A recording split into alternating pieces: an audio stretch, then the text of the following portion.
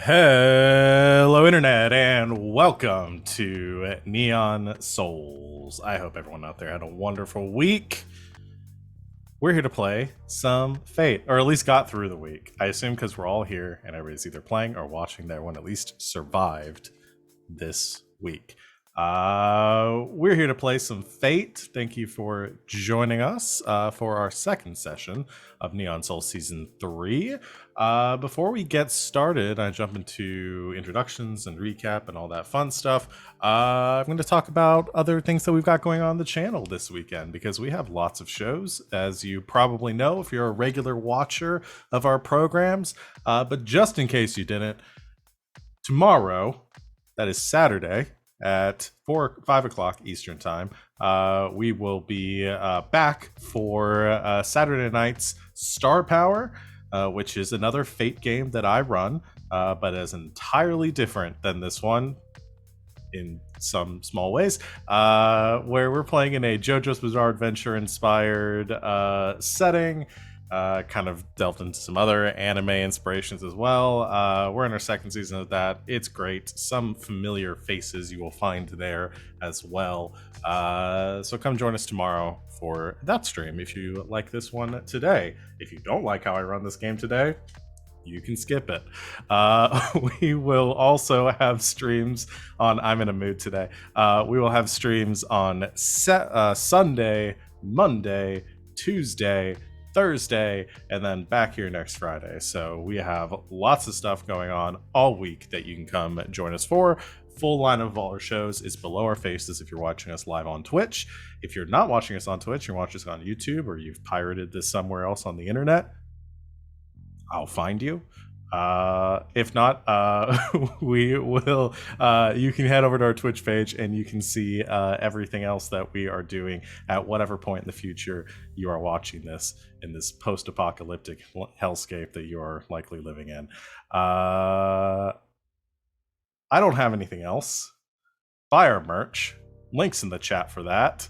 We got all sorts of fun stuff. Sam's rocking one of our premiere and Sid, same logo, two different ways that you can get our some of the stupid things that we've said on stream and in our Discord.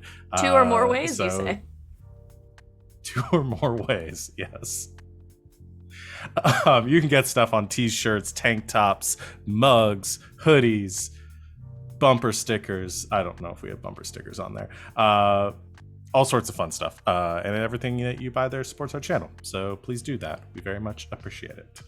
I'm going to stop talking here for a second, probably to the relief of my players, so that they can introduce themselves and talk about anything that they have going on in their lives, who they are, what they do, what their favorite type of sushi is, and who they're playing here tonight.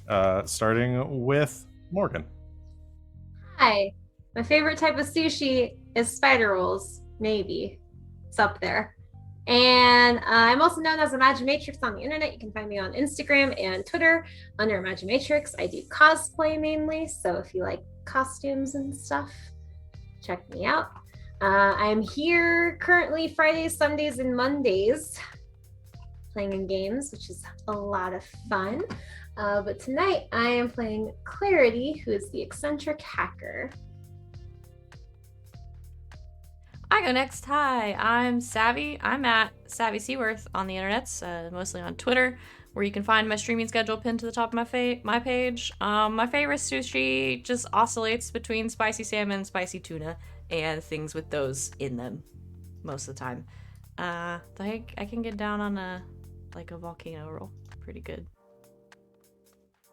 I'm on this channel Thursdays through Mondays, which is not how people talk about days of the week, but I don't give a shit. It's 2021 and time isn't real.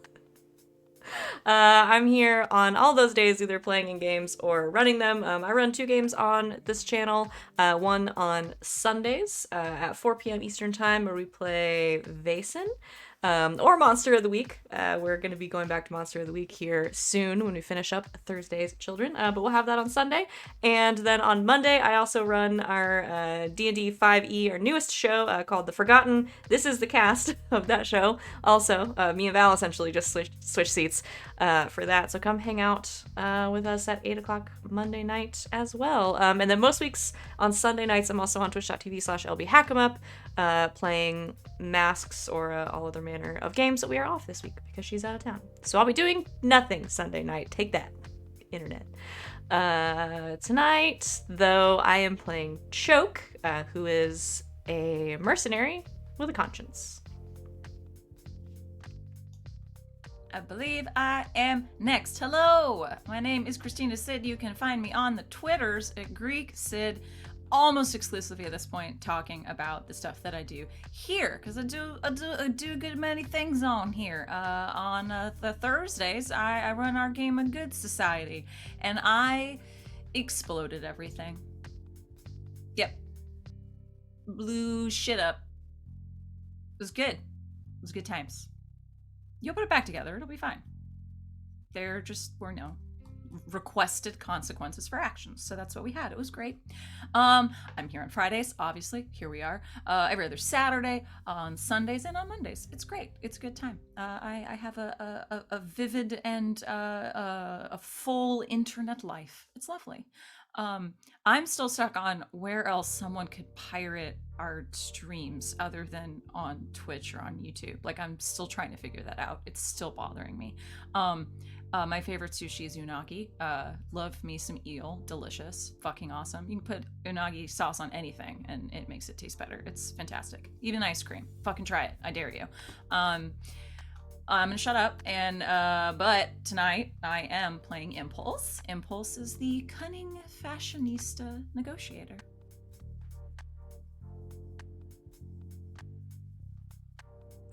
I guess that makes it my turn. Hi, everybody. My name is Sam. You can find me pretty much everywhere on the internet as Smackaroni on Twitter, Instagram, really like wherever. I am currently on GgameKnights on Mondays and Fridays. Here playing Neon Souls on Fridays and on Mondays in The Forgotten. Super excited about that one. What else? I'm a cosplayer, so that's mostly what you'll see from me if you ever find me on social media. My favorite sushi is either uni sashimi or like really nice high quality salmon sashimi. Really good. Tonight I'm going to be playing Chance, who is a fragmented, bumbling biologist, and we'll see what kind of hijinks we'll get into, because we always get into them. Infallibly. I'm so proud of everyone for participating on my icebreaker, and I'm going to start doing these every week now. Hello, everyone. I'm Val. You can find me at the Kraken's Crown on Twitter and Twitch. I am here Thursdays through Mondays in many of the games that were just mentioned. And I could kill some shrimp tempura right now with some spicy mayo after we spent all this time talking about sushi. But not right now, unless I put in a DoorDash delivery to get here sometime in the middle of our stream. Right now I'm running a game. And are you all ready to get started? Alrighty. This weird like day off vibe that I'm having right now is the energy that happens when I don't have to go into work on a normal work day. Let's get going.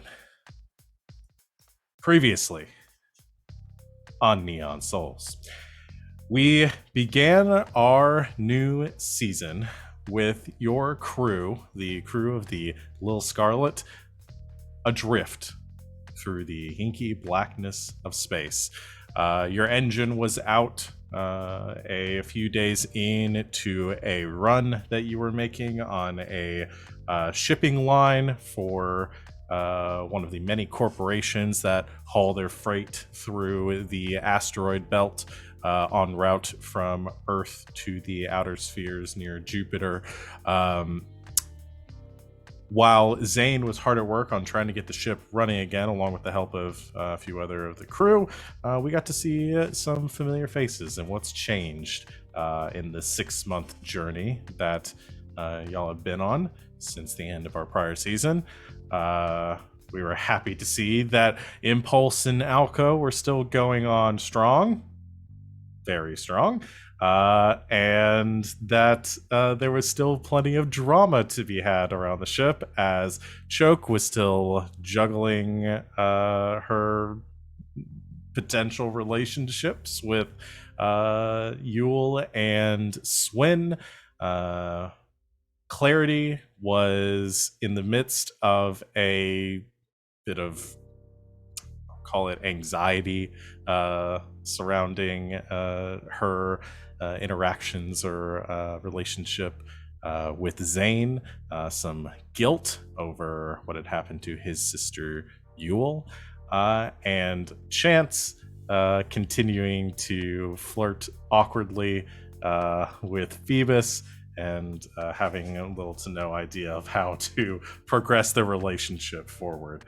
Though the relationships were going seemingly nowhere at that point, eventually Zane was able to get the engine running and get the ship back on track. Once you had arrived, following the course that you had navigated through Alco's expert piloting of Lil Scarlet, you made contact with with your target vessel, the Aretian, putting on a ruse in classic Neon Souls fashion, pretending to be broken down, hailing the other vessel to assist in your maintenance. And when they had docked with the Lil Scarlet, Clarity, using her hacking, had disabled the interior bulwarks or bulkheads of the Aretian, and had essentially put it on lockdown. You used this as an opportunity to board the ship and began stealing its cargo. Unfortunately, Chance had a little bit of a problem, got kind of separated from the group, ran into one of the other crew, and when they didn't believe their ruse about stumbling onto the ship, accidentally opened fire, missed, and caused an alarm to ring out across the ship, while Choke and Clarity and Ghost had successfully navigated to the cargo hold and discovered a cargo full of delicious Centaur energy drink. As you began to hoist your the barrels of this substance, kind of pushing it in this null gravity through the tunnels and beginning to push it back towards where your ship is docked. Those of you, Impulse and the rest of the crew aboard the Little Scarlet, heard a ping on the radar, an alert ring out as another vessel approached. And as this vessel hails the Little Scarlet, that is where we are going to pick up here today. I need to put on, see if I have some music that's dramatic enough. Hey, Val, you got pirate music? I do have some piratey music. This is a little, we'll try this. We'll see where it goes. As a black ship emerges from the darkness of space, being caught in these sort of reflective lights cast out by the Eurasian and the Little Scarlet combined, you see a matte black triangular vessel that is patched and in slight disrepair. You can see some kind of maintenance that's been made along the exterior hull of the ship, and a voice rings out over, kind of barks out over the intercom of the Little Scarlet. "Oh, this is Captain Beetle of the Star Hunter. Raise the flag and prepare to be boarded.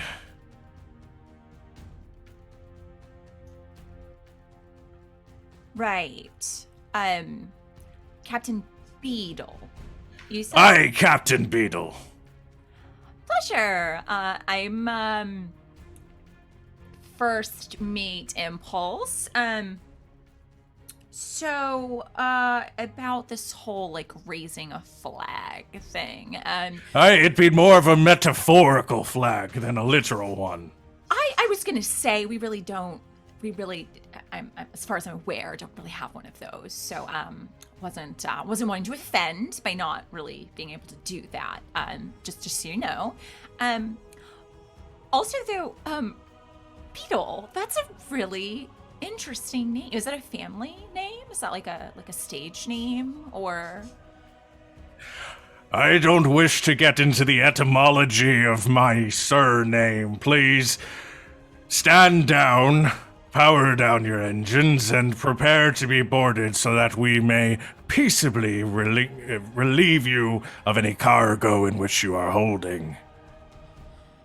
Yeah, funny story about that. We're we're kind of in the middle of the same thing right now. Who would have thought? Small world and all that. So, don't know if we can do that right now. But if you'd like, I mean, we can like parlay and like, just like have like a sit down, like a chat. I'm gonna need you to roll rapport, Impulse. Sure, why not? That seems right. I don't think this is a contested roll. I think this is just overcoming an obstacle. So I'm gonna set this at, when you're telling the truth, I'm gonna set this at a 2 difficulty. Okay.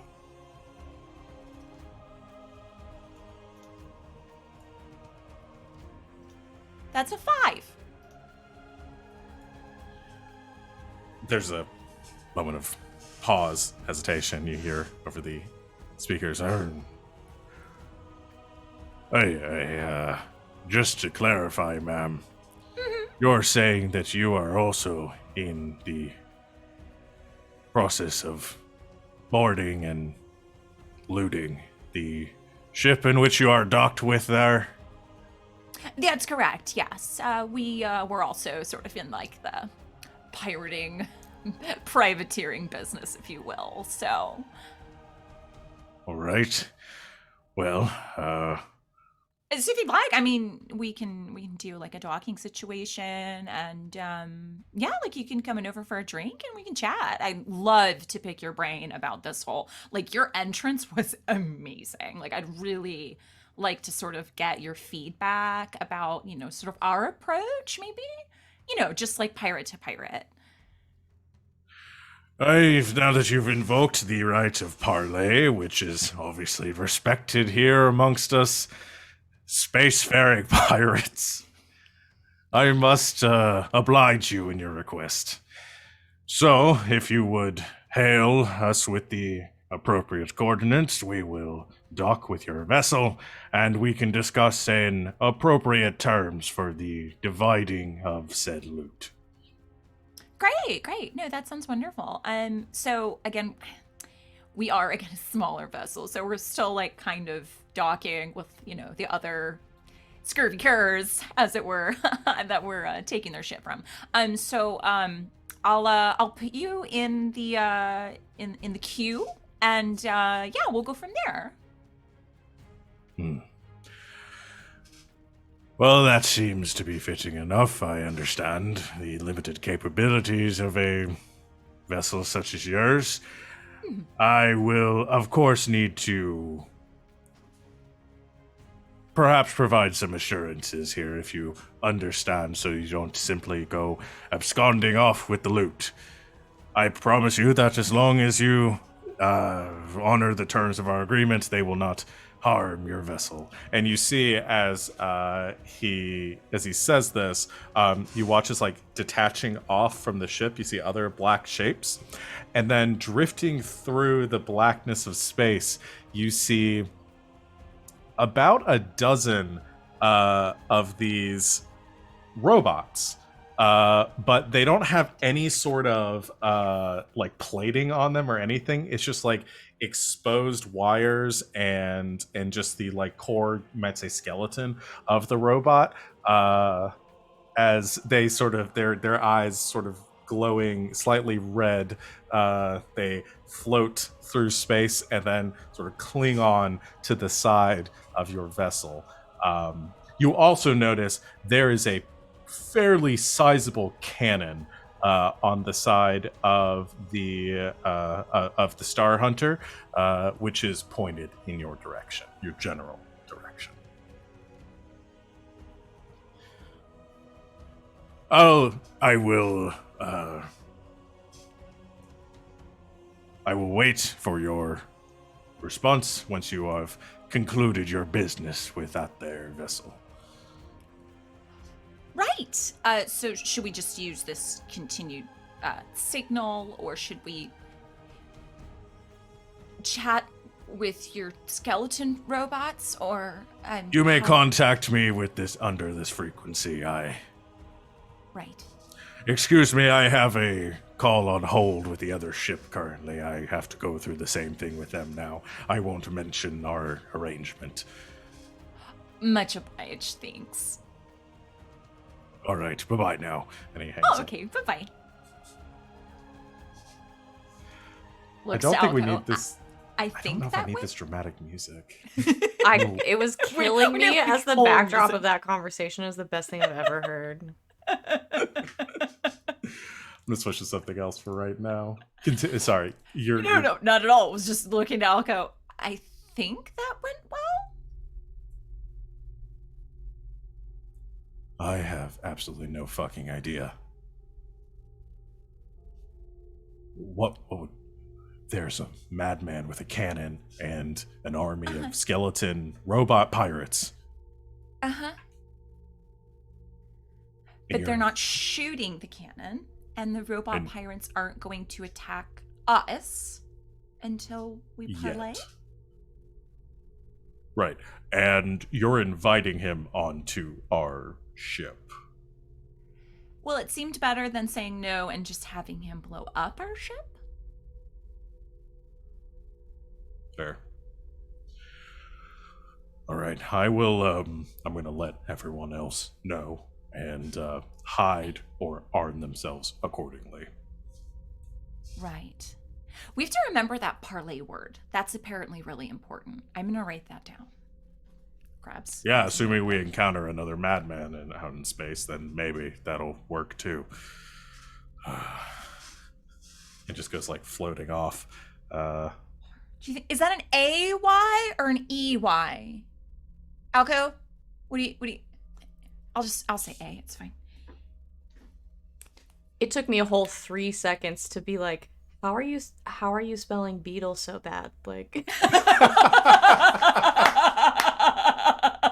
then I was like, oh no way. I get it. You've gone too deep into character. Uh-oh. Lost in here. Pull up! Those of you that are on the other ship,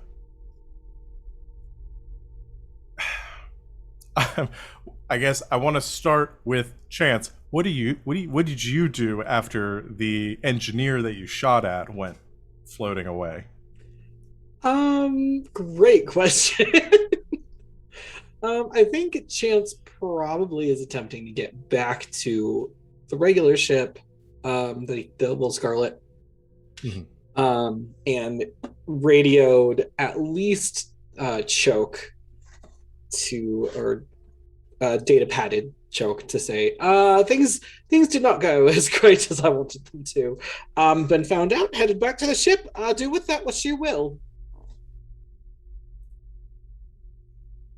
Well, chance has been made.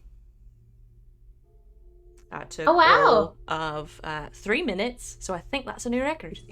It's getting longer. We should go. Rude. Yeah, so were we taking all of the centaur or some of the centaur or half of the centaur? I think we're taking this centaur and we're just getting the fuck out. which we had a lot of it, I think. Yeah, Because I had tied I would say there's ropes to a probably bunch of the barrels or whatever it's in. yeah. So here's what I will say: if you're going to make your exit now with whatever you can take during this run with the rope that you had or the cables you tied it off with, the entire cargo hold probably holds like 40 barrels of this stuff. There's a lot. I will say you could get maybe 15 with your in one go. Is that enough? It's a pretty sizable amount. Your cargo hold could probably not hold all of this. You could probably hold like maybe 30 of them. So this will fill your cargo about halfway up.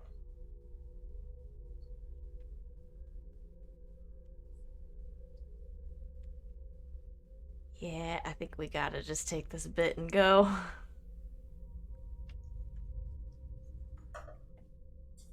Cool. Okay. Choke. So I think Ghost is like holding on because Choke has probably been the last one in the cargo hold, like tying things on, moving things around. I think Ghost has grabbed like the front end of this train of barrels and is like nudging them and kind of pushing them down the zero gravity hallway back towards your ship and is like leading it that way, like the biggest game of Snake. Choke, as you're leaving the cargo hold, and Clarity, you're probably about like halfway between the two, unless Clarity was going off to do something else. No. Okay. From down the hall, you catch the end of the sound of like, well, Choke's probably long and like experienced enough to know the sound of probably what you would guess is some sort of plasma cutter. And then that stops and you hear the like whining of like metal being bent or broken. And you begin to hear some someone like pulling along the hallway in your direction. As rounding the corner, you see a gentleman in a like a captain's uniform or like a uniformed like officer on the ship or somebody like of authority on the ship,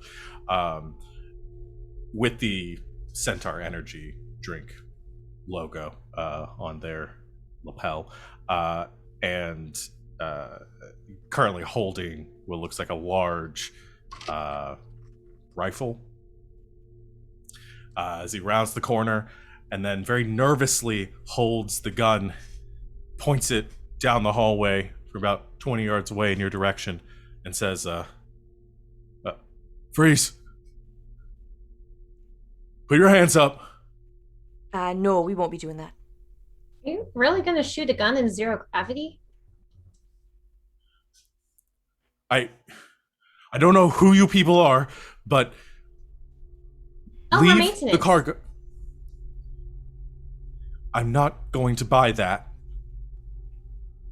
Do you want to try one more? Or Ghost, you got anything? Goes from down the hall, says, nah, I'm good down here. I'm gonna pull out a blaster pistol and just wing him. Okay. And like a quick draw. Like a space right. cowboy. Oh, I like that. I think I want to do this as like a opposed check between the two of you, like who can fire first. Once he, because he has you in his sights, but he's a bit nervous right now and kind of distracted, doesn't seem to have your level of experience. So I'd say it's a pretty like even matchup right now from him having the drop on you and then you quick drawing and firing. So let's just do a roll off between the two of you. You can roll with weapons, and he will do the same.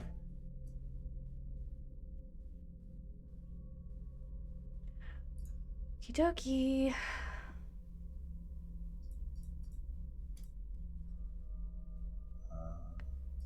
I've rolled a Alright. 6.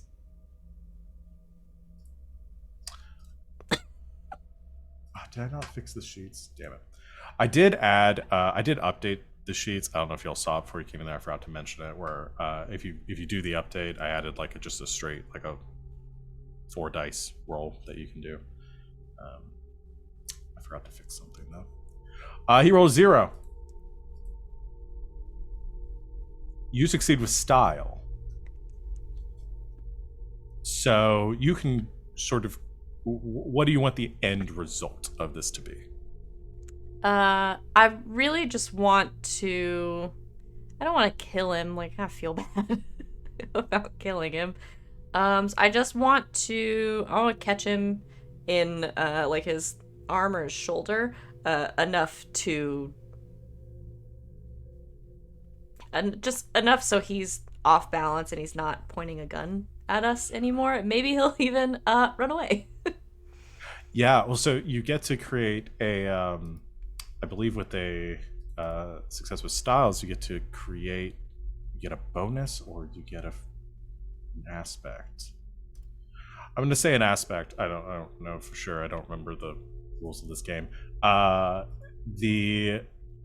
So what I'm going to say here is you wing him in the shoulder like he's like supporting the gun with, and it's enough to make him drop it. He fires, and this, well, you guess is like a pulse round, something like more akin to like a stun round. It didn't look like it's not like a lethal gun. It's not a ballistic gun either, thankfully. And I'm assuming your gun is also not a ballistic. I assume nobody on the ship is using ballistic. No bullets on the ammunition. spaceship. Okay, gotcha. Lasers. I need to know if people are using ballistics for safety reasons. You fire, so you hit him in the arm. He fires his gun, and it blasts against the inner hull of the hallway here, scorching the side of it, denting it slightly, but not doing any significant damage. He sort of spins through the air, both from the recoil of his own shot, because he was not braced up against anything, and also from you hitting him. He sort of slams against the wall, and sort of crumpling there in null gravity. Looks very scared, and I'm actually going to add the aspect to him of cowering from this exchange, as you seem very much more competent in this and prepared for this than he is. And then he just says, "Oh, please don't hurt me. Please don't kill me. Just take what you want. Just go." You got it, champ. How did Jim's you know my his name? brother. I don't know how you knew his name, but I'm Chomp. And I don't care. Right. I'll just bleed here then. It's got a laser cartridge. You're not gonna bleed out. Kind of like looks at the burn on his arm, says, "Oh, right. Gotcha. Thank you." Ow. Just sort of floating in the air, kind of the fetal position, clutching his arm. I think that's the first time And- anyone's ever thanked me for shooting him. Ghost from the front says, "I don't think you've been doing it right then." Go on. She starts pulling it forward. Eventually, the three of you reconnect with, I assume, Chance back at the bridge, or the port exit leading out to your ship, or the dock exit. Doors are still open. Still no sign of any other resistance, as the entire rest of the ship is on lockdown. Doesn't seem like anybody else has been able to get through their doors. And you pull your cargo across into the Little Scarlet. can impulse radio to them. To the Eurasian? Oh Or no, the- to our folks. To Okay. communicators. Yes, you can radio to them. How's it going? It's going. Good. Absolutely nothing went wrong, and we're returning back with a haul of some kind. Great. How big is the hall? Just ballparking it. Big enough. I got like 15 crates. Right. Anything left? Yeah, I'd say there's about 20 left in there. 25. Great.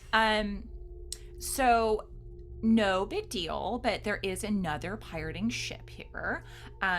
So I'm going to suggest that you all get over here and undock from this ship, and then I'm going to suggest that they maybe dock with that ship as well. So Claire, don't take them out of lockdown quite yet. Maybe they can just do their own thing and then go. Okay. Wait, what? Great. So there's another ship who's also stealing from them? Oh my god, this guy's amazing. His name's Captain Beetle. He's like, oh, they're gonna come and say hi. We're gonna have drinks. That's gonna be great. So, yeah. So, like, let me just get the info over to them, and yeah, y'all get back, and we'll figure this out, okay? I think as y'all are like bringing everything into the cargo hold, I think there's like the bay door of the cargo hold, which is closed and sealed, obviously, has some sort of like window on the back of it, and you can just see a skeletal robot pirate currently like latched up against the window. It's like some sort of insect. Oh, Yeah, there may be some like Skeletor like robots crew thing. So yeah, just don't piss them off, and we're good. perfect.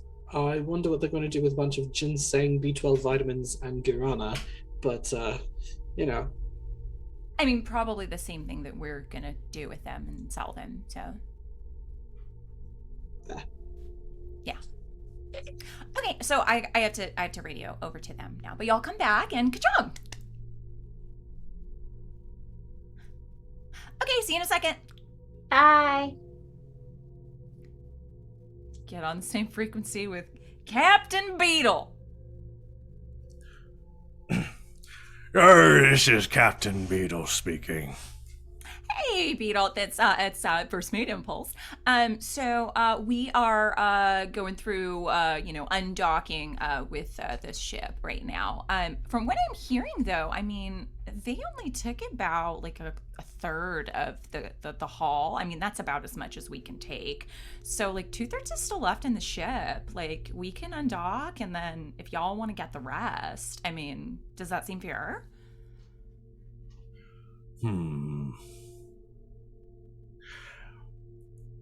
See,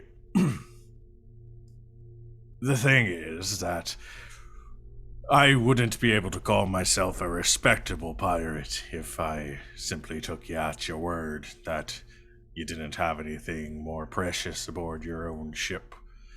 And given it seems that I have the advantage of arms and numbers on my side, as well as size of vessel, I would say that perhaps we should parlay and speak and do an adequate counting of what you have aboard your vessel before I deal with the Eurasian any further.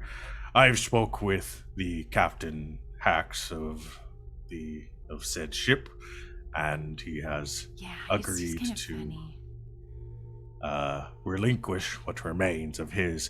Seemed less than amenable towards your crew, given the duplicitous nature of your boarding of his ship. Well, what can I say? We're tricksy.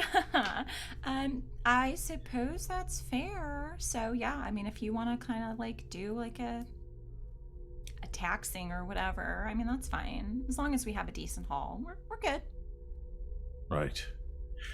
Well, if you are to undock with the other vessel, we will commence docking procedures with you and do a adequate count. I have surmised via my scout drones of what remains aboard your quarry, and so we can do an adequate counting of the full value of between both ships. Looks to Alco. That actually seems very fair. Alco just shrugs, continuing to rub his temples, just saying, I don't even know anymore. Okay. I really do just want to pick this guy's brain. So I wouldn't mind having him over. As long as he, like, doesn't try to fucking kill us, then we're gonna murder him, so.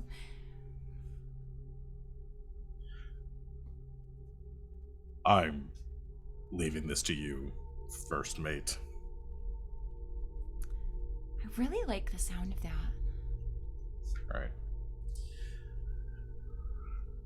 And then you just hear over the intercoms again, well, prepare to be boarded. Yep. Sounds good. See you soon. I feel like I gotta go back to my lo-fi beats to study and relax too, given the nature of this, how this is going so far. Oh. I All don't right. know if we're the best pirates or the worst pirates so far. Only don't time know. will tell. I feel like I'm doing great pirating. Oh, hell yeah. We stole That was a bunch real, of That was shit. real good. I Yeah. shot a kid, It's great. Stupid. among other things. All right, Reginald. It's my pirate name.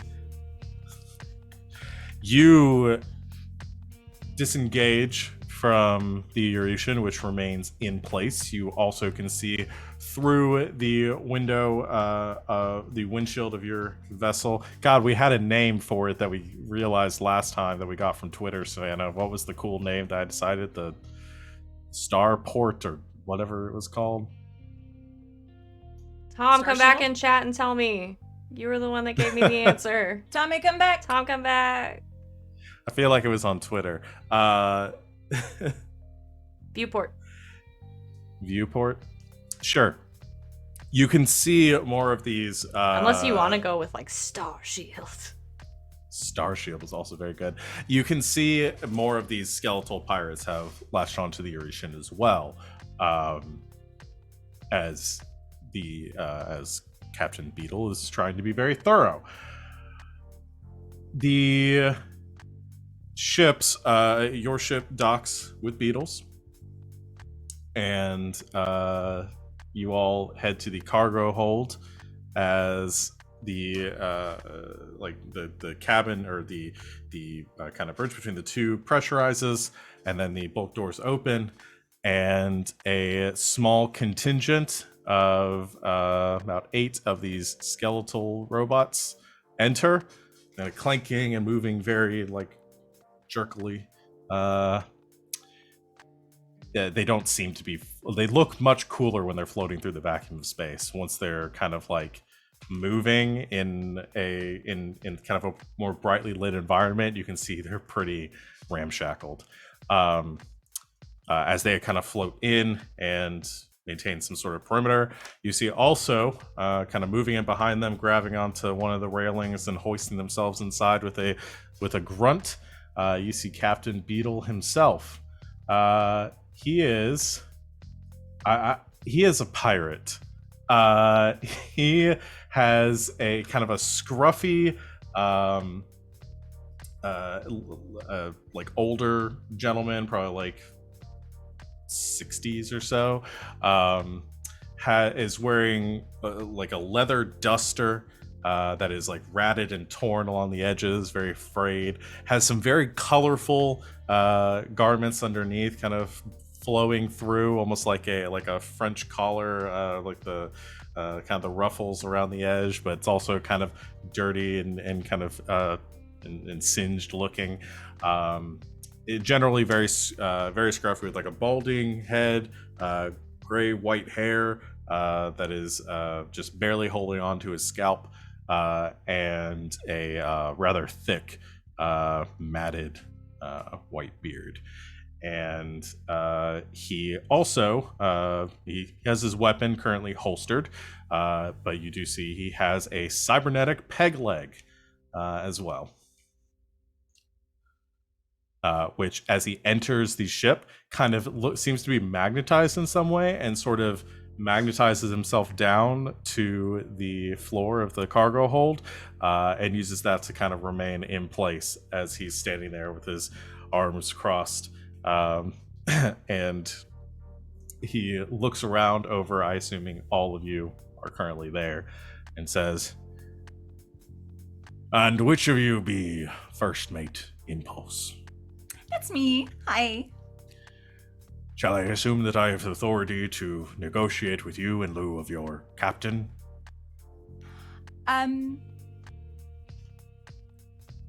Looks to everybody.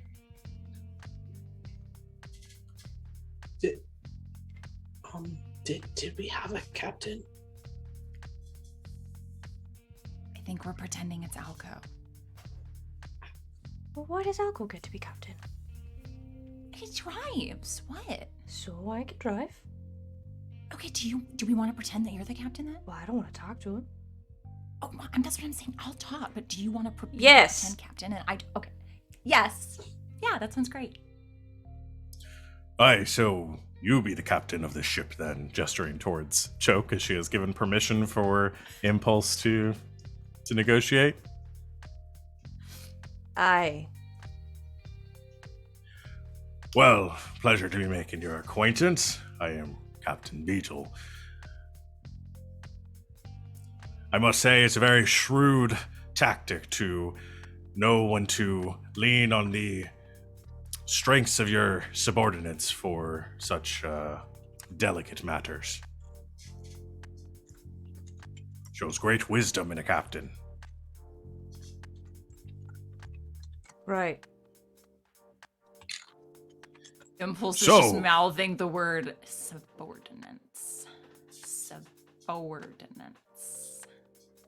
He doesn't seem to notice as he looks over and he sees the stack of cabled together barrels of Centaur energy drink and says, so this is your haul from the vessel? Gestures to one of his robots, which sort of jerkily, there's like some slight like light thrusters along the back, lining the back that sort of propel it forward. They kind of sputter out for a little bit, and it kind of hovers there for a second, and then its inertia pulls it the rest of the way towards the barrels, and it begins to sort of inspect, and then it just turns around, like its whole upper body pivoting while its lower body remains in place, and just gives a bony, jerky thumbs up. And Beetle nods and says, well, it seems that the count is accurate then, and your dealings be fair so far. Now there be a total of 25 barrels, I believe, aboard the other vessel, which I will be taking into my possession.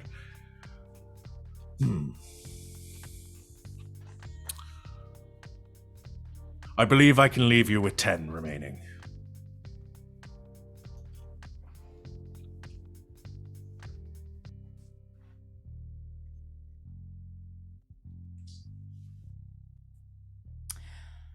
How about you leave us with the 15 that we've acquired, and we can continue to leave the lockdown on the ship, making your continued affairs on board quite more efficient.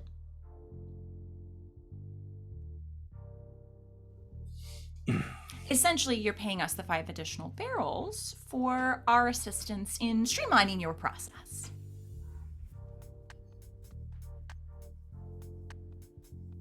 Time is money. Am I right, Captain?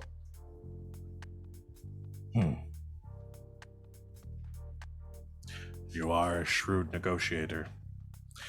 However, I trust in the strength of my vessel over yours and my strength of my crew as well. Gesturing to the automatons, and says, I find it hard to believe that my, that the strength of my relative fleet here would, be overcome by such a old and neglected piece of space trash as this ship. Hi, sorry. Clary here. So is your whole crew mechanical?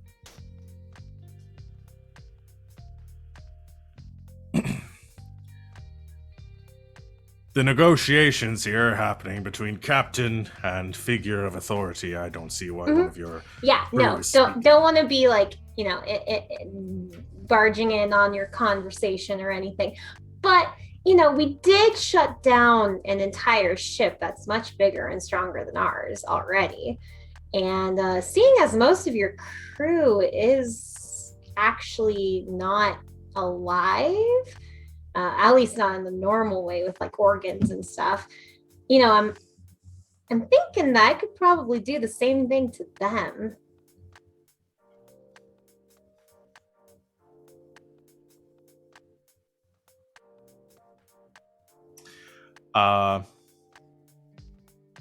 Yeah, he very fluidly and very casually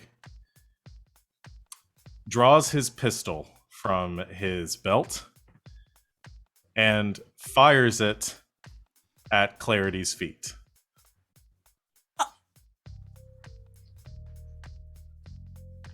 Hey! And I would like to roll. He is currently attempting to create an advantage here by provoking you. Impulse. Okay. You can defend. Will would probably be the closest, but if you have something else that you think would be for like maintaining a cool head here. He's about to provoke the wrong bitch, I can tell you that. I'm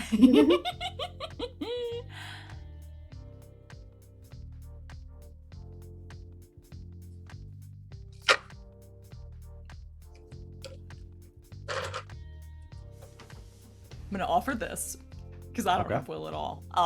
And the thing that I want to use is only a fair anyway, so it's only a +1, so it's literally a difference of 1. But whatever. I do have culture, and given that I, in the past half hour, have been very thoroughly studying this sort of pirate culture that he has brought onto the ship,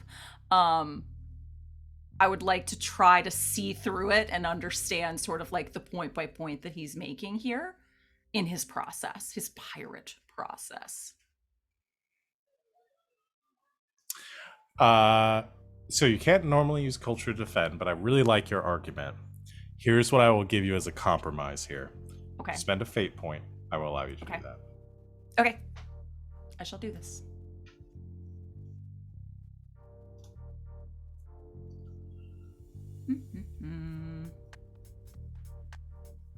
He's going to roll with provoke, which he has a +5 in, because it's the only thing he's good at.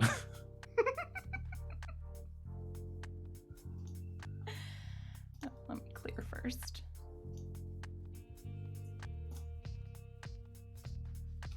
Got a 2. You got a 4.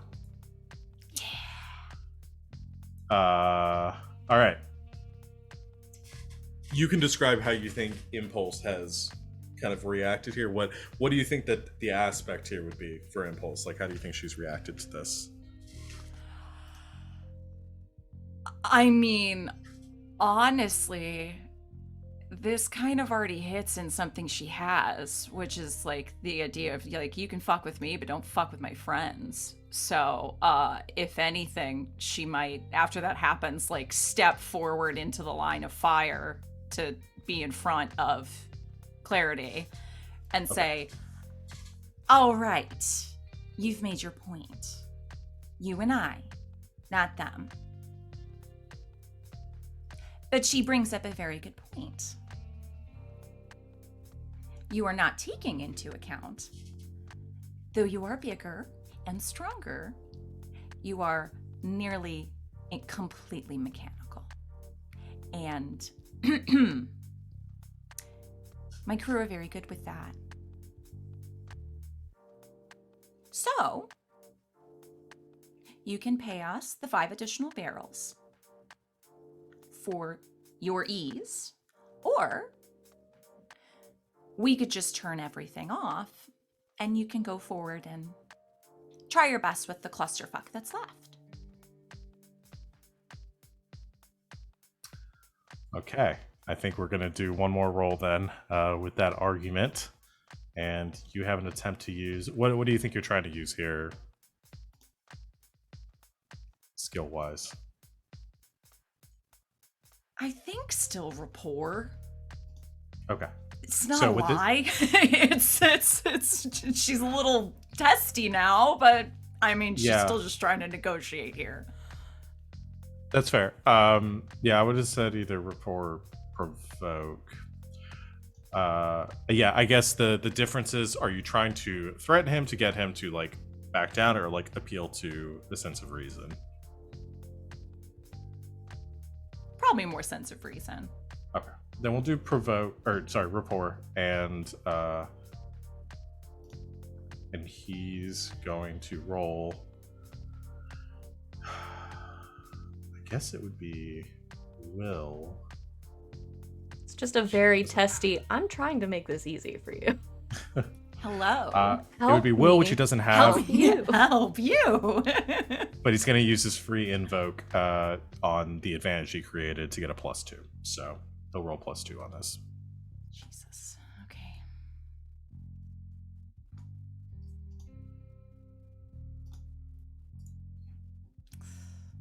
Only a 3.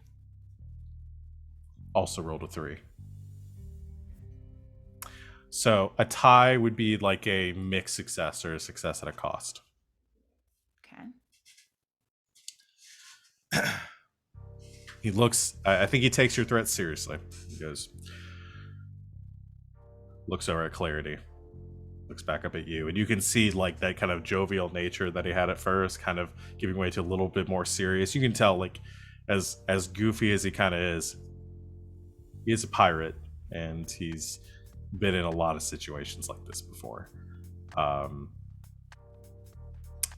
He says,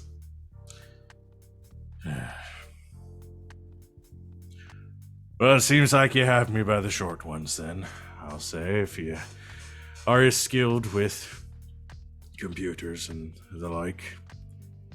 Never been a strong suit of mine. I will say this, though. While I'm sure that you might be able to handle my crew, the bucket of rust they are, my cannon is currently trained on your ship. And while I'm sure that you might be quick when it comes to reprogramming and hacking and the like,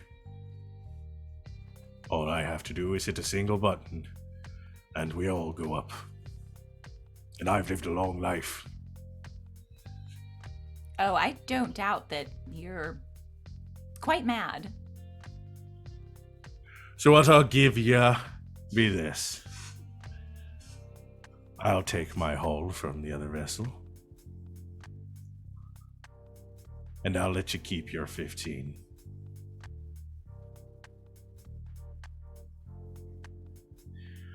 But I'm gonna want something in return.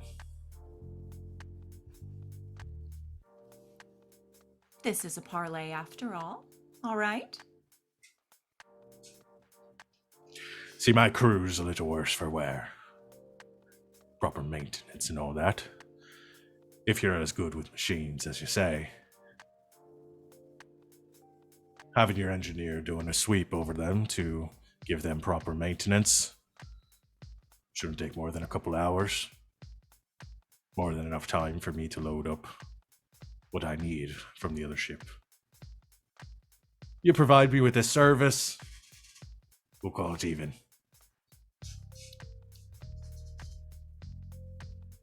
looks to Clarity and I guess Zane, because he'll probably be doing a lot of it too. Zane kind of looks over them and says, "Yeah, I could probably take a look if that's what you want. Please don't shoot me." Captain, I think that seems more than fair. Looking to choke as she says this.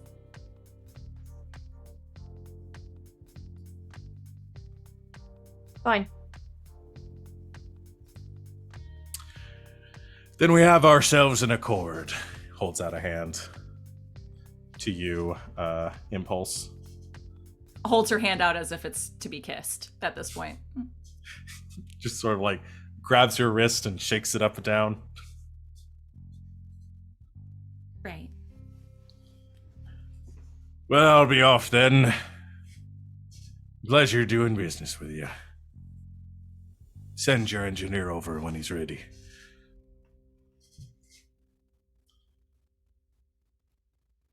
And he demagnetizes from the floor and goes hovering away. Oh. Will someone please tell me what in the name of Calico Jack is going on today?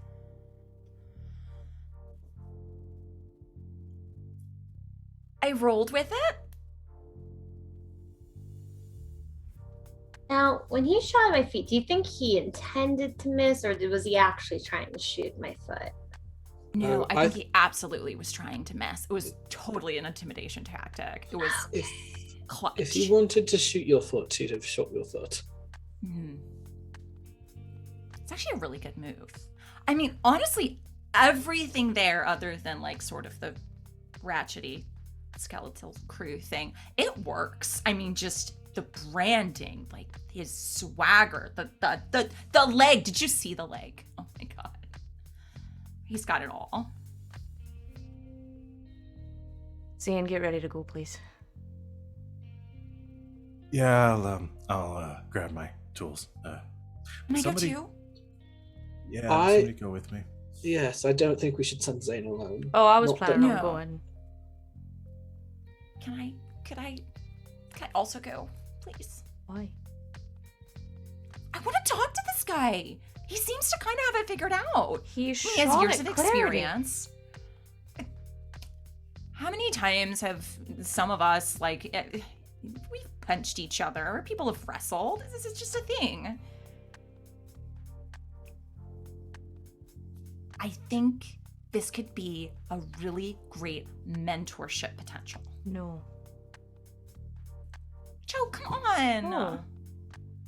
I'll go with you. We'll go together. That's what I'm saying no I- to. I can keep him distracted from like going to bananas while Zane is doing his thing, and I can get some really good information. Information like what? I don't know, sort of his flight patterns, how he picks his vessels, like who he's working with, the works. You think you're going to get good information from a man who painted a laser rifle like a flintlock pistol? Again, he understands the branding effect, okay? Not It's enough to all- get what he it's all a wanted from thing. us. Well, we're also very good at what we do. Okay, so no, I'm not calling a man with a cybernetic limb made to look like a peg leg a mentor. Please, come on! This is like the first real pirate we've ever met. Maybe there's a reason for that.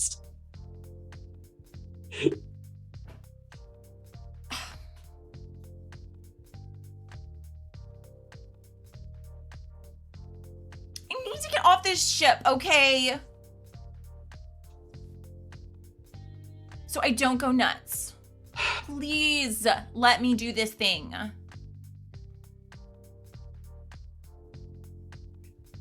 Fine. All right, now I'm on Impulse's side because I cannot Oh, you switch listen sides to that every 5 shipping minutes. container for another minute.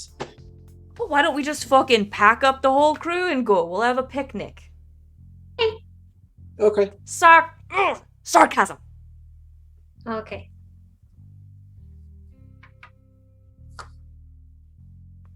Fine. Just for an hour or two while Zane does his thing. Whoever wants to go can go. You're all adults. I can't actually stop you without shooting you. So fine. But the second something even looks funny to me, you're gone. Totally fair. Best behavior. Points at Chance, especially you. What am I going to do? Get separated after 2 minutes, shoot at a crew member, have to run away and not help with the recon at all? I got distracted by their med bay. I had to go look at it. Did Promise I you? won't do it again. You had to. They won't have a med bay. They're all robots.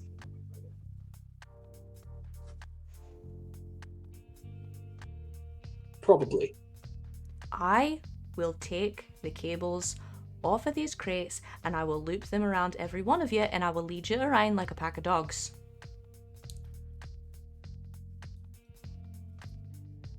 We really need to get a habitat in here because all of you need some private spaces. Like, I feel like a lot of people are just like, you know what? It's fine.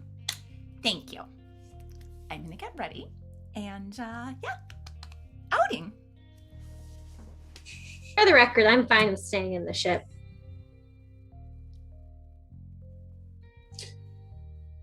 Is Zane fine with you staying in the ship?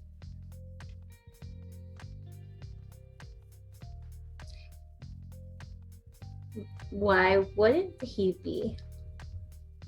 I don't know. I thought you two were in this one together. What does that mean? Well, Captain Beadle, was it, asked for the engineer, and at the beginning of this whole rigmarole, you identified yourself as the one who was good with robots. So, No, assuming I'm good at hacking robots. I can't make them do stuff. Well, I Oh, can make them I do know stuff. that.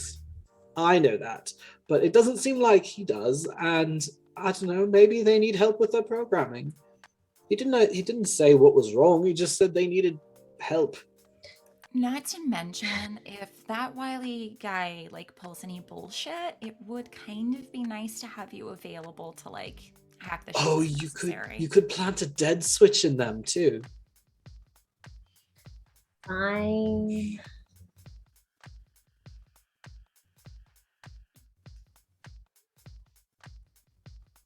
I guess I'll go. All right. All that being said, Impulse, Clarity, Chance, and Zane all go to the Star Hunter. Why do I get left out now? I'm the one that said I was going. Oh, you Choke's did say you going. were going? Sorry. Choke is the muscle. And Choke. So everyone's going. All right, cool. So I've threatened Alco You within all- an inch of his life that if anything happens to the ship or anyone on it while I'm gone, I'll kill him. And I don't know, stuff him in a mattress whenever we find one. He seems to like those.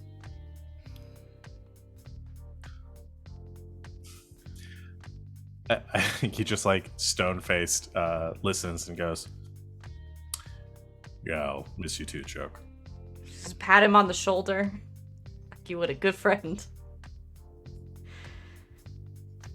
I have to imagine like Alco's the one person on the ship that like isn't like immediately threatened by Choke every time she gets in one of her moods. No, I don't imagine so. She talks to him that way because she knows he can handle it. Yeah. Just like gentle ribbing between peers. She didn't trust him. She wouldn't leave him in charge.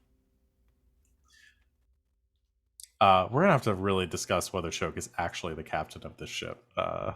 Aggressively not. But everyone heads across to the Star Hunter.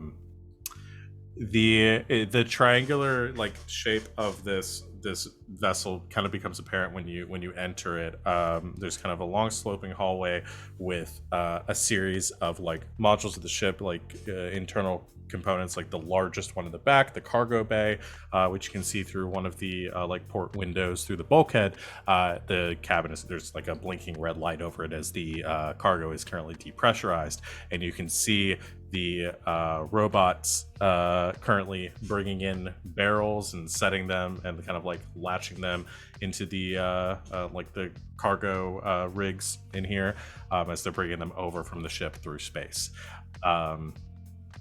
You head through following Captain Beetle as he takes you to sort of the second largest component, the like module of the ship, the last one probably being like the bridge or living quarters for Beetle himself. Takes you to the second one, and in here there's this like, you know, in the Star Wars prequels, like the racks that held all of the like droid fighters, so like all of them are sort of hanging like sort of folded up from these from these racks here, just like dozens of these robots, and then there's like a central like control like programming panel there, and Captain Beetle like leads you towards it, magnetizing down into the floor again, and says says, all right, so if you could do your thing here, this should be the central control mechanism for the robots. And mostly I've been seeing we've had a couple of kind of technical difficulties with them. Follow orders pretty easily, but noticed a bit of like kind of fidgeting with them. I think some of their mechanical programming might be a bit out of date. I've been trying to update the software on them, but every time I try to do the patch for it, I get an error message, and I'm not really sure if I downloaded it correctly or if it's a problem with my Wi-Fi, or I don't really know much about this, so if you could help me with that, I'd very much appreciate it. Oh, You boy. have Wi-Fi. Aye. Does your ship not? It's pretty small, so. I have a hotspot you can use, Choke.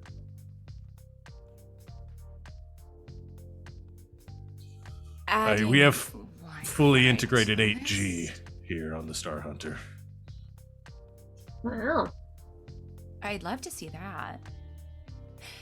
Captain Beetle, how long have you been pirating? He sort of takes a more like casual posture. I think he actually moves over and sort of like I think sits down as much as you can sit in zero gravity on like a stool in the corner, and like brings up his leg and begins like like kind of pulling at the peg leg a little bit, and like detaches it and gives like a kind of a relieved sigh as he does, as it's probably very heavy, as he like sets it on a table next to him, and sort of rubbing his knee, says, "Oh, I've been doing this for about 30 years now, I believe, give or take a few." You've probably seen very different eons and then ages of pirating go on. What was it like 30 years ago? Oh, good times indeed. I was very young, working on board as a bosun on a ship called the. I'm trying to Kaiser Soze. This no, I'm trying to Kaiser Soze a ship name from my the Warlock. Fine vessel. Captain was very good. Good woman. Knew her stuff. Taught me everything I knew.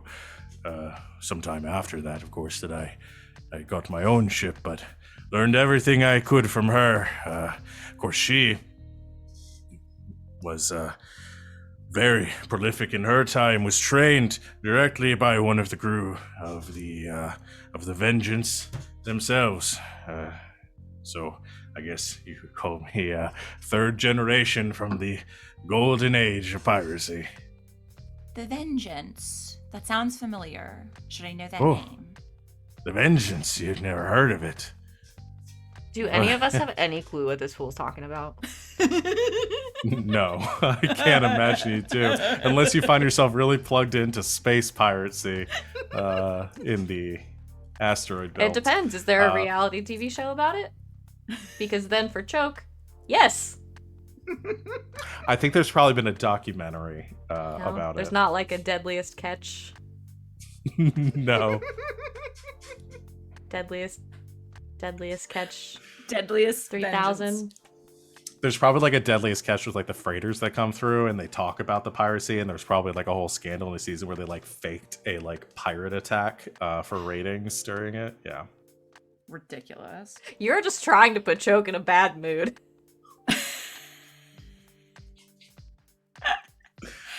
Impulse is like raps. She's gone back to her reporter days. She's just taking in like everything that he is saying and just documenting. Choke, if you want there to have been a reality TV show about space, but no, I think there's a space pirate sitcom on A sitcom. a sitcom. How about that? That's my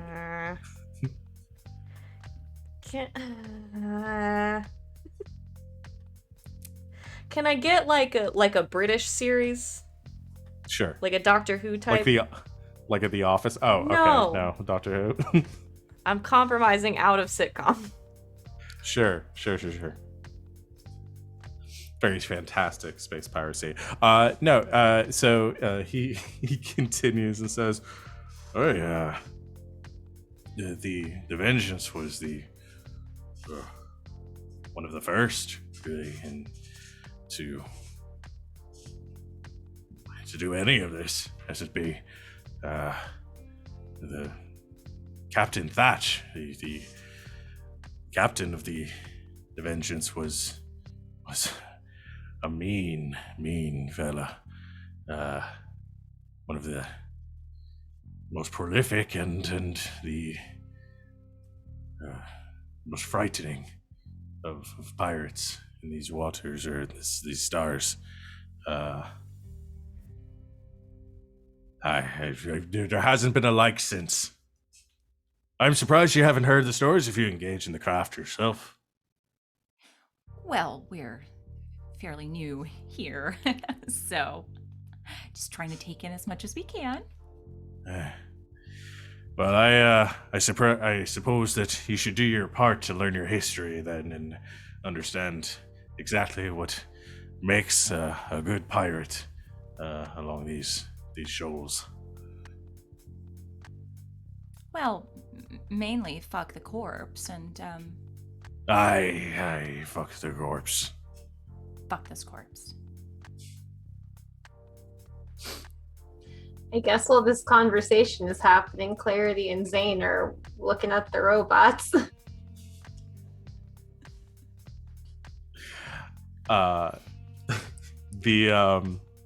You are looking at the robots. Are you okay? So I wasn't gonna have to be a check or anything. I was just gonna say y'all can do this in the course of an hour, unless you are trying to sabotage. Nah. Okay, if you're not trying to sabotage, you're just trying to help them out as part of the Yeah. deal. Then the two of you, intimately working away at a computer, together, can get. I think same thing. Yeah, I think I see the issue. Like, does that look right to you? That line of code? No, but I think that's because it's routing the wrong way, so you should probably reconnect it differently. Yeah, I'm probably gonna have to actually rewire the panel. Something probably came loose. If you want to work on doing that, then I'll see if I can get under this thing and Mm-hmm. see what's going on. And like goes around and starts taking off the panel and working on some of the wiring and checking some of the circuit boards. I'm just using computer words at this point. And yeah, I think Beetle probably is the most helpful at, like, unless you have any targeted questions, is mostly just going into like stories of his younger days and some of his wilder escapades and taking down corporate freighters. she will try to steer the conversation more into what she promised Choke that she would look into, like how he picks his quarry, and what routes he takes, and who to avoid, and like the new space pirating 101. Just like tries to get the download. Yeah, I think he gives you a couple of tips. I'm gonna do these out of character because it's gonna kill my throat if I keep doing this. That's very fair. This character voice. He tells you a bit of like kind of his tips and tricks. Staying to the less frequent shipping routes. You can find like he tells you can pretty easily find most of the like common routes through any like black market dealer. Can provide like updated monthly shipping routes for the corporations. They tend to vary them a little bit in an effort to try to avoid piracy. Some of them are a little more heavily trafficked. There are some lanes through the belt that like are standbys that the like the big freighters and the freight companies will always use, but to stay away from those at all costs. Those are your like big three like shipping companies. That's where your like IDIS and Catechism, like the big corporations, send their supplies through, and those get hairy to like, unless you are very confident in your vessel, you're gonna have a hard time, maybe not necessarily boarding or attacking the freighters. They're very large, slow moving. They're well defended, but a faster ship could get through them.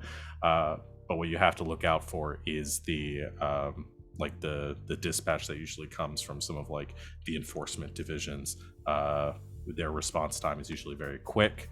They have much better ships, faster fighters than most pirating vessels can afford. So they will usually catch you and destroy you. His kind of big advice is that those big companies usually aren't going to worry too much about recovery. They're just going to shoot you out of the sky, and they will just take the loss in with the cargo. So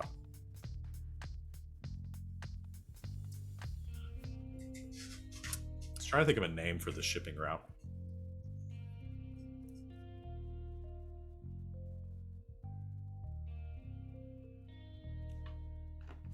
Anybody have any ideas? The Kuiper bypass. Ooh, I like that.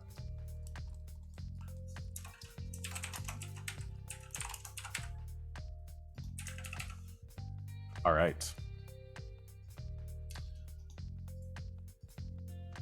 I think there's a moment in between, like sort of towards the end of this whole process, where he like the last of the cargoes come in, and one of his another of these bots comes through, comes like in from the one of the other modules, and this one's built a bit differently. Is like a bit more squat, and has like a big red cone on its head, and on its chest actually has like a alphanumeric like designation of SM33.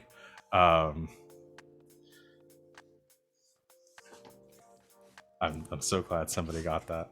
And it's carrying a large, like a bottle of port, hands to the captain. She uncorks and takes a big draft of, like, hands it out. Seeing if anybody else wants any. So he wipes it from his beard. Oh my god, please, thanks. Of course. Oh, looks like we're done now. And he looks out through the window, and you can see that the Erusian has the robots have started coming through. They've unloaded everything they can, and you see the engines begin to kind of light up as the ship begins to move slowly. And he gets like a slight grin. He reaches over and like hits a button on his data pad, and you hear this boom, as the whole ship kind of shakes, as the cannon fires and fires a round of this like shrapnel shot over the bow of the other ship, and you see the engines on the ship sort of flare up as the thrusters kick in, and it takes off a bit faster, and he just cackles with delight from that. He says, "It's always the best part." He takes the bottle back and takes a long swig of it. You gotta leave him scared. Right. Leave them scared. Well, this has been extremely helpful. Yeah, I think we're good here. Well, I have to say, I've actually appreciated the time that we've been able to share here, getting to meet some up and comers, as it be, and I look forward to hearing the tales of your exploits next time I'm in port. That sounds lovely. Well, Captain, we'll hopefully see you at port soon. I suppose, perhaps, and hopefully don't see each other out in the stars again. I would hate to run across each other on another bounty, though I suppose next time we won't have the same, we'll at least be able to see eye to eye. Y'all are good people. You too, Captain. Well, pleasure. We'll be heading back, and you take care now. Aye, you too.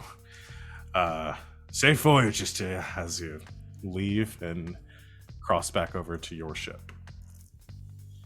Eventually, your vessels disengage, and the Star Hunter goes gliding silently off back into the darkness of space. And you get a ping as he sends you a friend request. Oh. Accept. Surprised he knows how to do that. You get an email immediately after, like, did that work? Did that come through? Man is still using email. Oh, Lord. Hey, Zane. Huh? Yeah. Did you see his leg? And how it, like, magnetized to the ship? Yeah? Can you make my arm do that? Oh. Yeah. Yeah, I could try doing that. That'd be sweet. Right? That's a really good idea. Yeah, I'll start working on that right away. And just like pushes off, like not even thinking, just full work mode. Pushes off out to the hall. You know, okay. I'd ask for something similar, but I don't think it would work very well with my eyes. No. Boom, face plant right into the floor. The picture is very funny.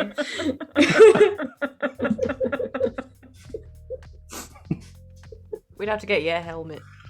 Yeah.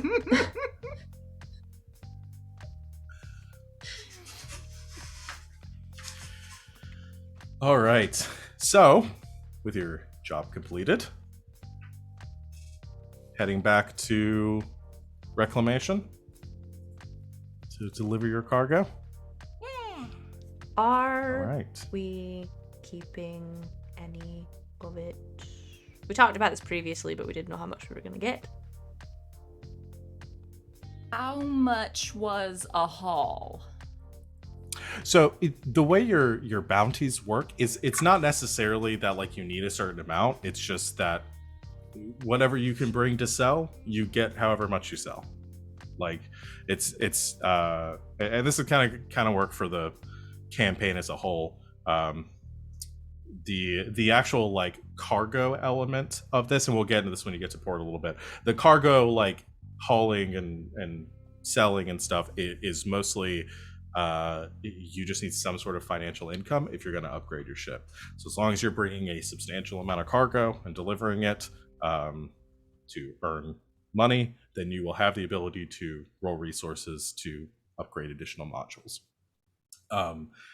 for this sort of haul, what you need right now, like, I don't know, as long as you're selling like 10 of them, you'll probably have enough to afford something.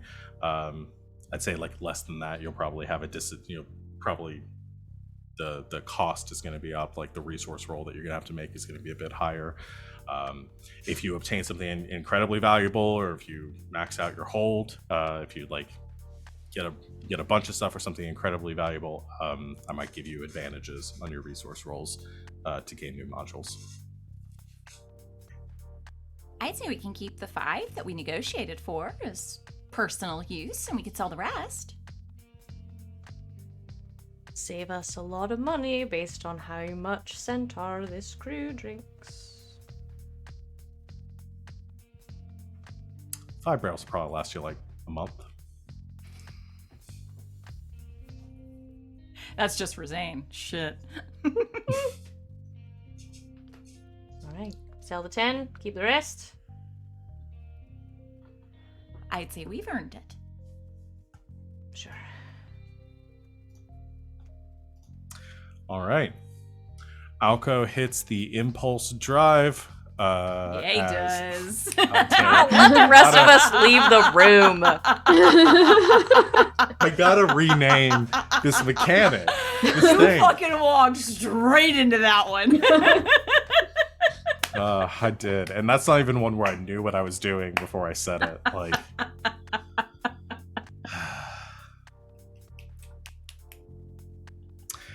and then he makes the ship go. Yeah. and then he makes the ship Right. go. Alco make the ship go, and you begin cruising back towards Reclamation. I kind of want to skip to port because we got about 30 minutes left, and was some stuff I wanted to get to with kind of in port.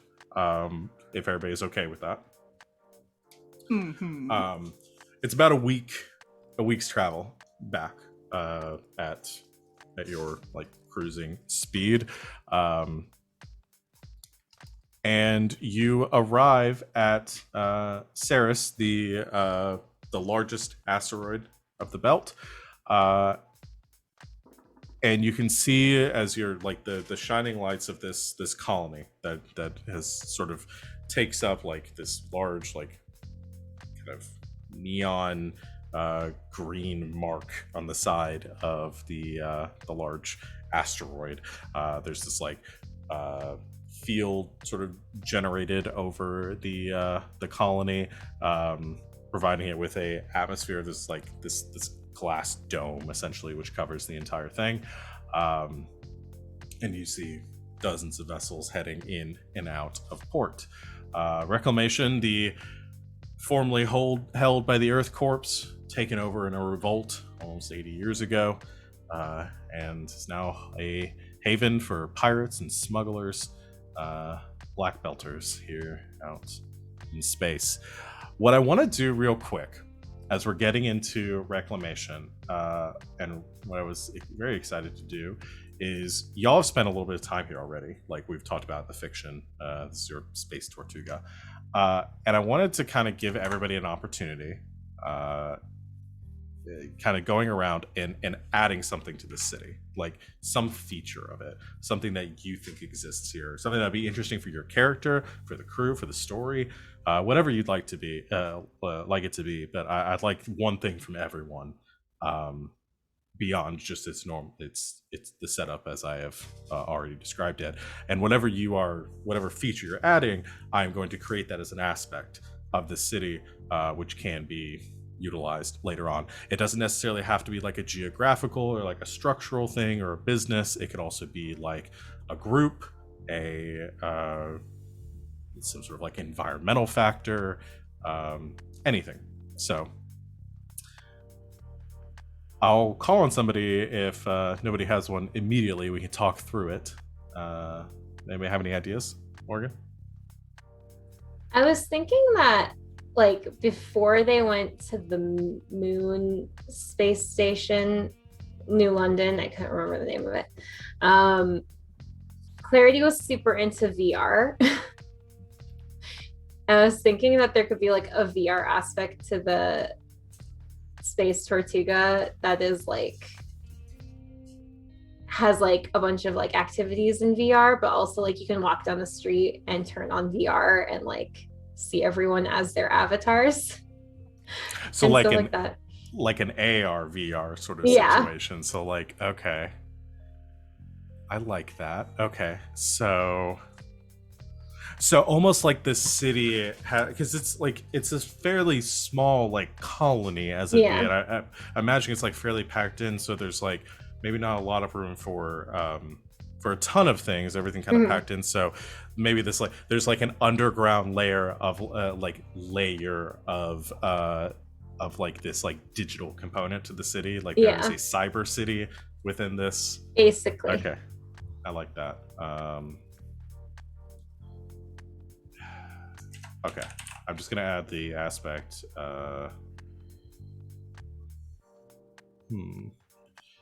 just gonna. Right now. I'm gonna put an alternate reality, and I'll come up with a better aspect. I like that. Okay, cool. Savannah, you had raised your hand too. Yeah.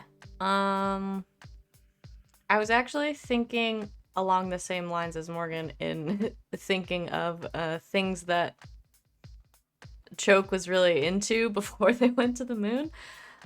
So if I could, I would like to posit that there is this this is a group, I guess, that I'm inventing.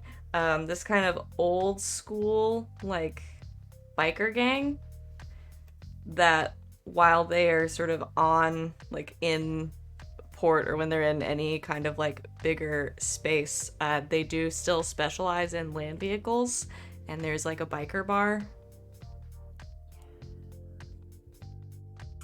Okay. Because I think you're pushing for something like bigger than just the single bar, though. That there is this like, how do you feel about like an underground racing component Yeah. of the city? Like, because we could call it bikers or just like speeders or like, yeah, I like it. So maybe this, maybe like there's like asteroid racing, that's like broadcasts and stuff like around the city, and there are bars and like hangouts and stuff for these different. Yeah, for I this, just want there to be like culture. a section of them where like there's just this one like I don't know, this one like old lady who like has like a legit like bike shop. Okay. I like it. So I'm gonna go with underground speeder racing culture, and then specifically there's we can create that NPC and stuff as part of this. Yeah, I just think for there's these. like a subset who like actually likes like real legit like motorcycles. Can she be the old captain of the Warlock? I think they are Orion's wheels. Okay. Get it? Mm-hmm. Yes. So I'm gonna investigate. And so you're saying the gang that you're specifically talking about is Orion's wheels? Yeah. All right. Awesome. Love it. All right. Choke's been getting into illegal speeder racing. Of course. She Yeah, because I imagine like the motorcycle, like there's like the fascination with like old world tech and vehicles. That's very much like an on display sort of thing. Maybe even like taking those old motorcycles and retrofitting them into like speeders and stuff. Some people do that. Some people just maintain them and preserve them and stuff to have, because you can't like obviously drive a car in microgravity, like in like a wheeled vehicle, but like retrofitting like old like Harleys into Yeah. into speeders would be awesome. I also like the idea of Choke actually being like an expert on something. Yeah. And we've done I pit like fights that a 2 lot. seasons in a row. So God, we're gonna have to at some point get y'all like a speeder to like a module for like speeder vehicles and stuff on the ship. that is what I'm angling for. I love that. Okay. Impulse or Chance, you all have any ideas?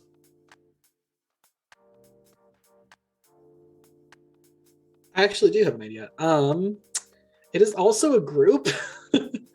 But I was thinking, because we're in space, we're all like space fugitives, basically, and I imagine that Space Tortuga or Reclamation would also have a lot of other kinds of space fugitives. So I was thinking that maybe there's a group of people that are like vehemently anti cybernetics and cyber modifications, because they, on Earth or on New London, started to kind of be activists and say that, like, you know, we don't need that kind of stuff to be okay, and were driven out by Corps, because Corps really like cybernetics and enhancements because it's money for them. Okay, so is this like a... What is the disposition of this group? Are these like... So Huh? they definitely started as like on Earth and New London as more of like an activist group, and I think that they've been out here a while and have probably hit more of a, like, I hesitate. They've hit kind of like an idealistic vibe, where they're kind of forming into something that would be a little bit more of an idealism than just like activism. Does that kind of make sense? Okay. Not quite a cult, but like on Show me the children of Adam. its way. Yes.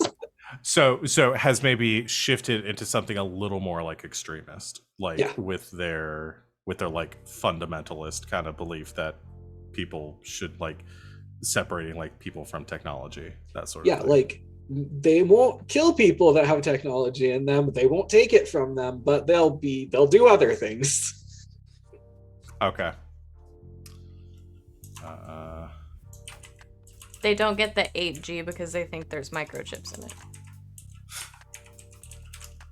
Because like I want to do like, I think it would be good for the sake of this. I can't think of a way to have a group like that existing and not have them be in you know, having there be some sort of like villainous component to it, because, you know, with any sort of like, I guess I'm trying to think of a way to phrase this, like a sort of like radical ideology and stuff like that, where, you know, it's like all or nothing. Like I imagine they've gone towards like the all, like you shouldn't have anything unless, like, well, you need that pacemaker to live.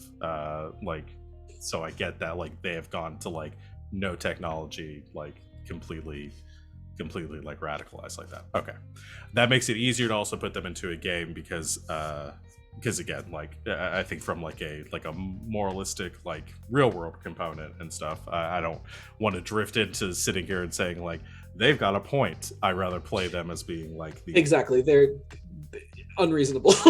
Yeah. Okay. Reminds me of Repo, but with cyberware. Yeah.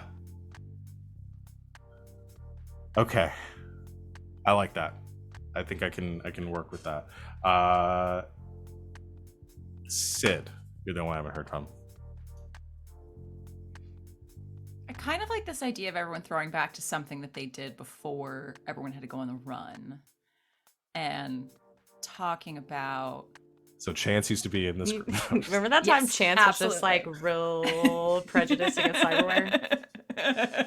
Secret. Minus Secret. Chance. I'm sorry. Everyone else before that. Yeah, so I kind of like... I mean, everyone still has the capability, and if they were back on Earth, or like a really integrated, you know, one of these colonies, like, yeah, it's internet, all that good stuff, like all information mile a minute, but not necessarily in the vacuum of space all the time. So you're probably going to have to get your info, get your news whenever you get into port. So I like the idea of there being some sort of like not necessarily like a newspaper, but somewhere where you can centralize all that information that people get as they come back out from the shipping routes or back out from a colony that's way out there or out yonder, that sort of thing. So almost info gathering. Okay. We go to the extreme that they're also like some sort of spy organization. But I was thinking, I mean, maybe that's an element of it.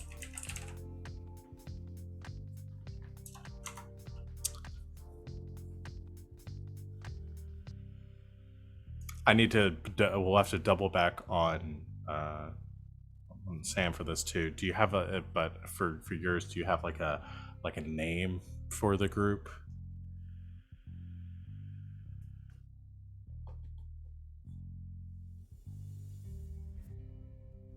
I mean, we can harken back to the olden days and call them the Pony Express, something like that. Bio buddies. Wait, for which one? Oh, yeah, wait, what?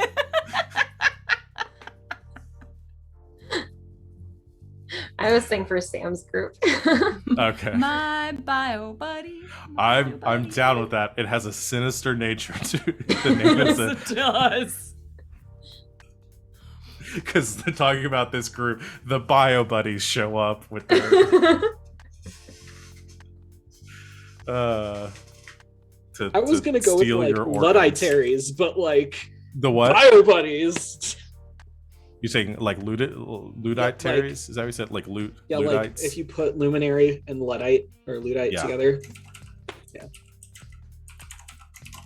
I think So that's better than bio buddies. do we think that's better than bio buddies? I got one. I don't know. Bio buddy scares the shit out of me.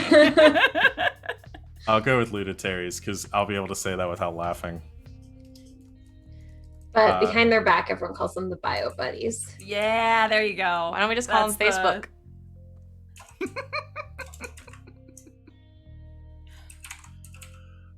So Pony Express, Sure, we'll go with that for now, unless I think of something cooler. like Pony with an I and Express, which is an X, something like that. Sure. Yeah, if you come up with something else that you want to do, but I'm down with that too. Go. Cool. Alright.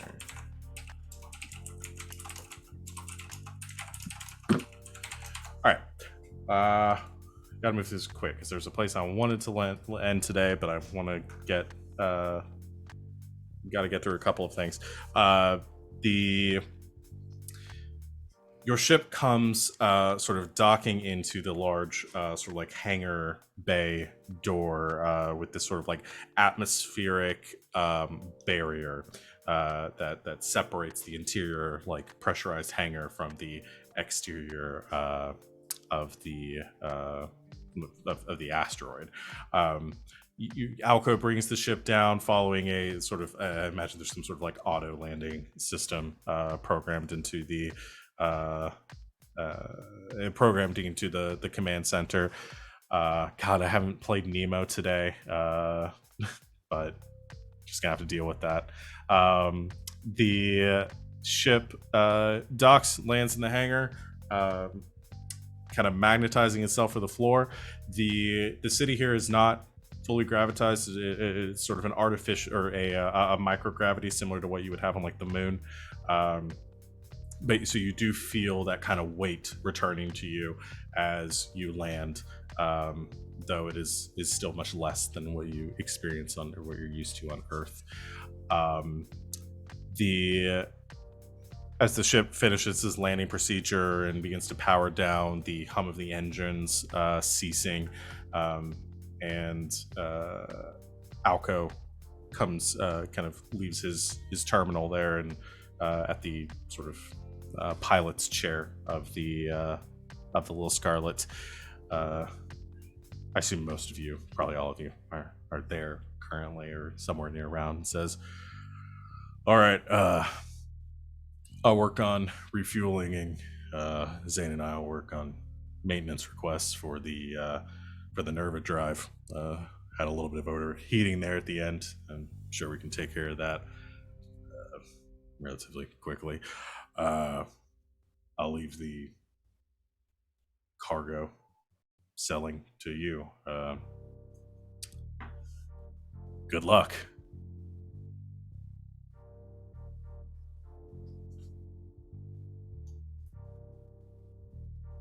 Right. Where do we go for that again? You would know because you've been here before, though we didn't do this on stream. Dynamo is the trader that you were working with, the dealer you're working with, and he's probably around here in the hangar somewhere. His office is very close by. He's usually making his way, kind of bopping around the hangar to check on shipments coming in. Is likely aware that you're here. And in fact, as you all disembark and heading down the cargo bay, door lowering, and you all kind of bounding down the ramp, you can see Dynamo approaching from far off, like coming. Looks like having like a short conversation with a pilot to another ship. Looks over to you. Is a very large figure, sort of as wide as he is tall, very kind of like shorter, very kind of like he looks like he should be going to a Jimmy Buffett concert, wearing like a floral print like Hawaiian shirt that's like mostly open in the front. It's got like a puka shell necklace, shorts, and flip flops. Cargo shorts. Cargo shorts. That's yes. probably the Cargo most shorts. evocative sentence in the English language. They look like they're going to a Jimmy Buffett concert. Pastel cargo shorts and Oh my God. and flip flops. The flip like- flops, though, is that safe in the hangar? I mean, come on. Probably not. No, I will say actually I'll go with Dynamo. sandals Do you think he instead. cares? I'll go with sandals, but they're like woven like grass sandals. Because you don't do a lot of walking, so they're not going to wear through that much. Not really on your feet too much here. Again, kind of astronaut bounding is mostly the transportation that you have to do here on a lot of bunny hops. Is this Uncle Tito? Kind of. Is I this was Uncle kind of, Tito Rocket Power? It's kind of a combination of Uncle Tito and Ned from Jurassic Park. Amazing. And he approaches, kind of giving a wave and an excited grin in your direction, and says, "If it isn't my favorite customers, welcome You back." literally say that to everyone, don't you, Dynamo? Well, it's how I stay in business. How was the flight? Productive? Sure, we'll go with that. Glad to hear it. I'm excited to see what you got. I have a few more rounds to make, but drop by my shop here in, say, about an hour. Gives us time to unload, sure. All right. Bring your stuff, and I'll have my checkbook ready. Great. Glad to see you. You're all looking fantastic. And goes sort of bounding away, and then you hear kind of an echo as he goes to another ship. If it isn't my favorite customers.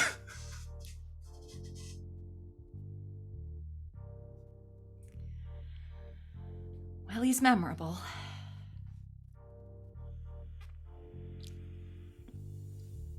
I like it. We unload the cargo.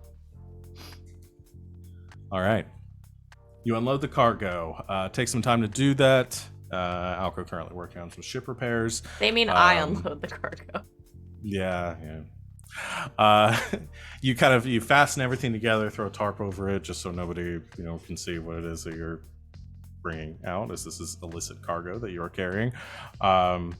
even though this is a spaceport, you don't want anyone to necessarily. There, I think there has been known to be people that have like infiltrated this like pirate and sanctuary to keep tabs on the cargo that people are bringing in to report back for narcs. bounties to the corporations. So you still have to be a little bit safe around here because you never know who's watching. You head taxing this your shipment along, probably having on some sort of dolly or something that's like hovering magnetically off to the ground underneath you. The high like metal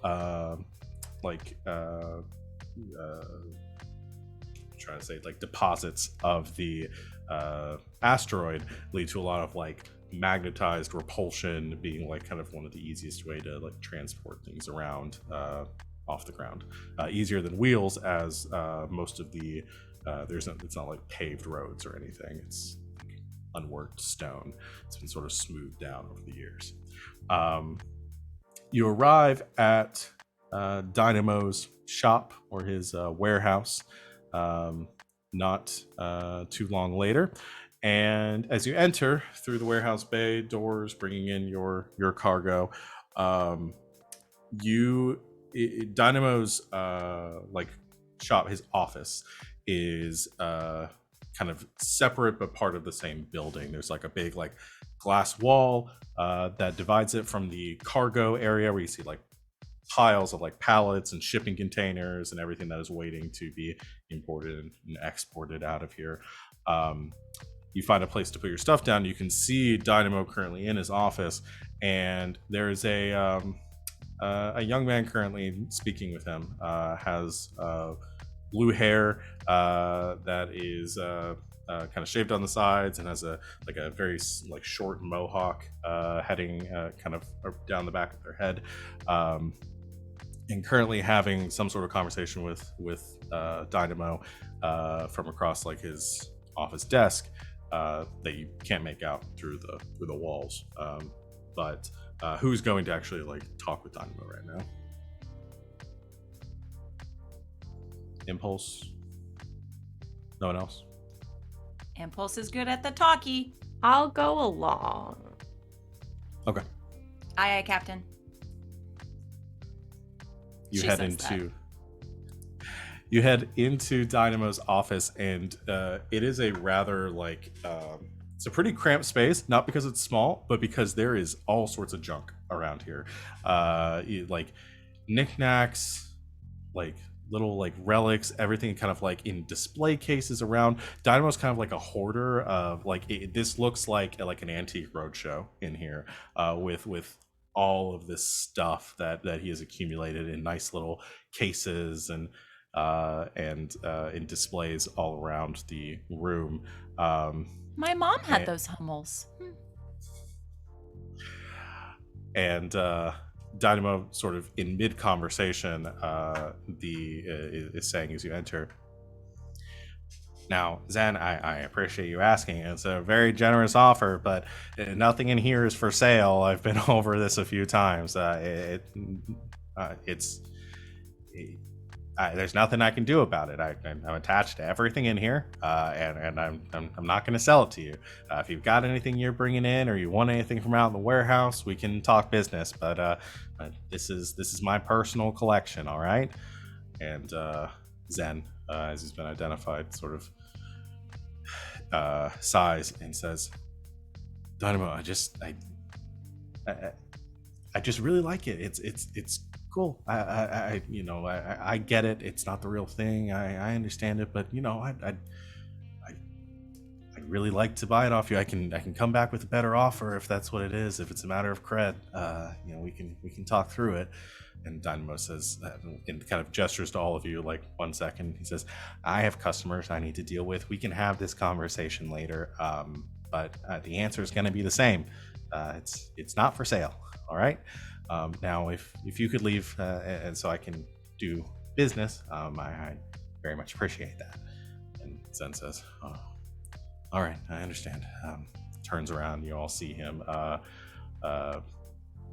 pretty younger man, probably in like his mid-20s, and he looks over all of you and sort of passes you, excuse me, and leaves through the side door. Dynamo says, "Sorry about that. I don't like having those sort of heated conversations in front of other customers. So, business then. Let's see what you've got for me."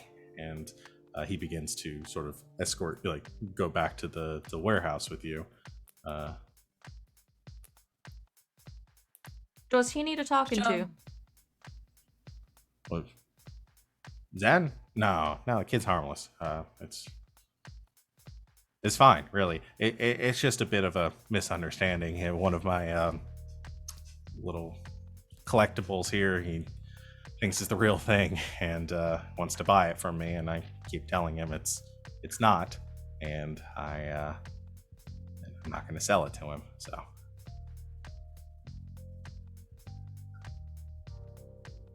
All right. Which one, out of curiosity? It's actually pretty cool. And so he points back to the wall and kind of like walks over there, and you see in like a display case that's on the wall in like a picture frame is a small metallic object, like a triangle with a slightly like rounded edge to it. Looks to be made of like platinum or something similar, a very shiny sort of silvery metal. And it's got this weird kind of like banding across it. And he says, that is, well, it's technically one of a piece of 8.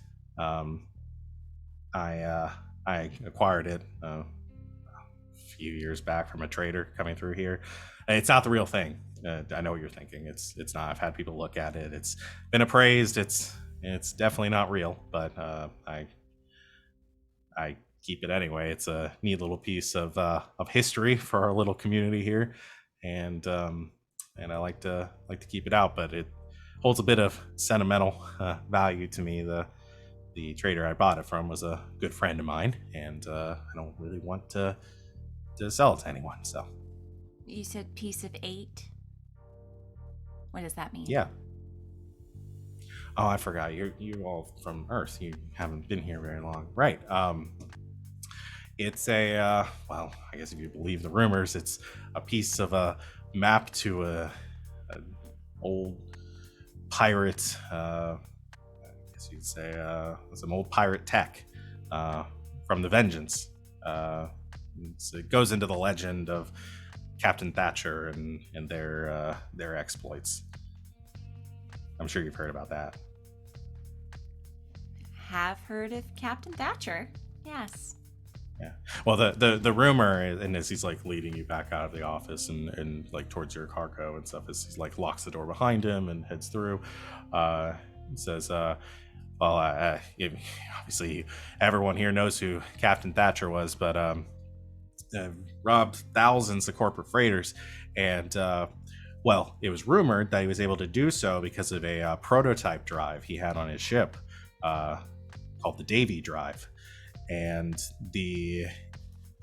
when he was apprehended by the corporate enforcers, allegedly the Davy drive wasn't on his ship.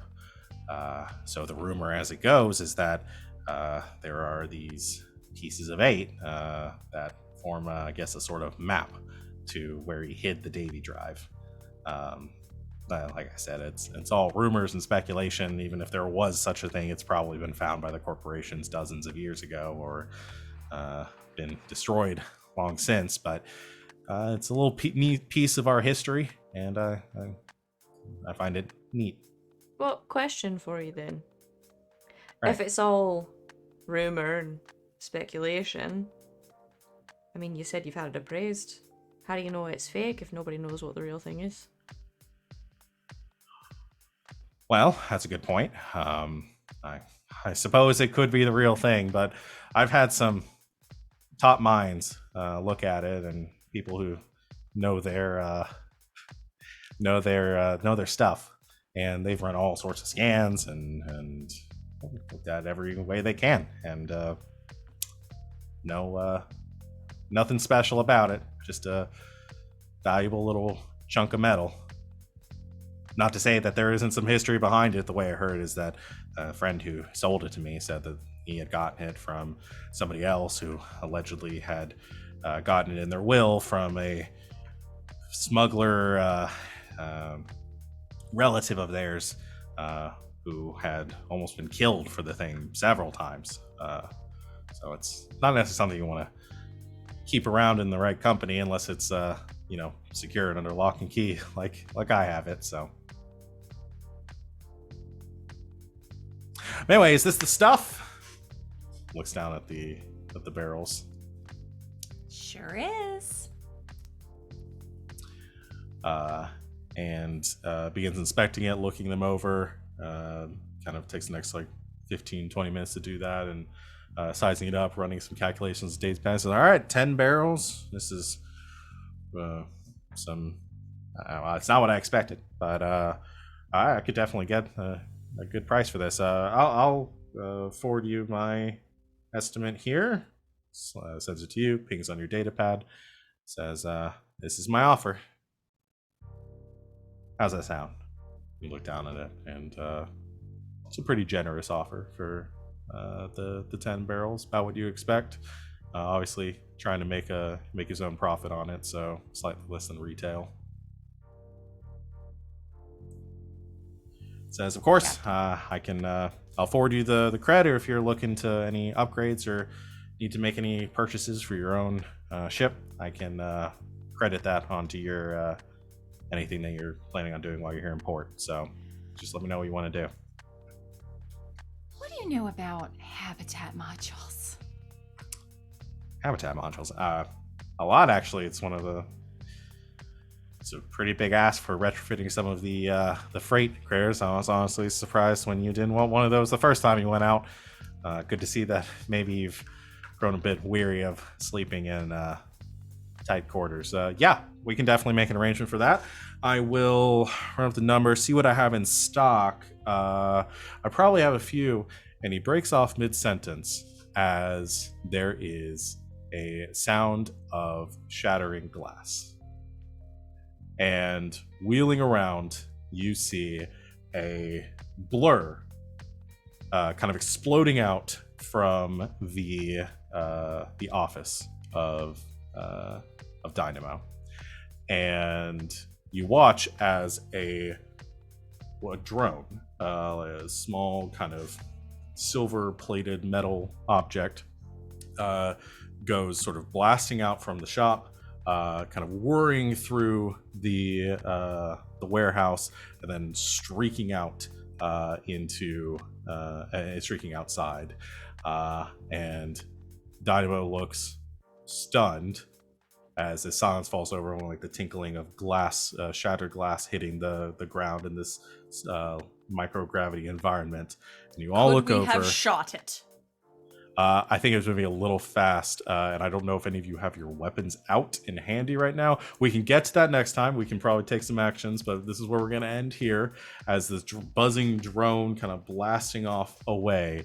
You all look back following Dynamo's eyesight or eye line, as conspicuously missing from the wall is a one picture frame display case that was formerly holding the piece of 8. Can I please make a statement about this? Please. Chance just looks at it and goes, well, someone had a Jones for the Davy drive, and it seems like they had to break it out of that glass locker. Yeah! I hate you. As Chance puts on their sunglasses and strides out of the warehouse. That's where we're going to end our session for tonight. Ow. Dun, dun, dun. Well done, everybody. Oh boy. Good session. Sorry it went so long, y'all. Like I said, I wanted to get to that as some people may smell a main campaign arc coming through. So yeah, we will pick up right here next time. We'll do, let's see, just bring up my chart as to what kind of improvement or milestone y'all will get. I think this is going to be a significant milestone because you completed your mission.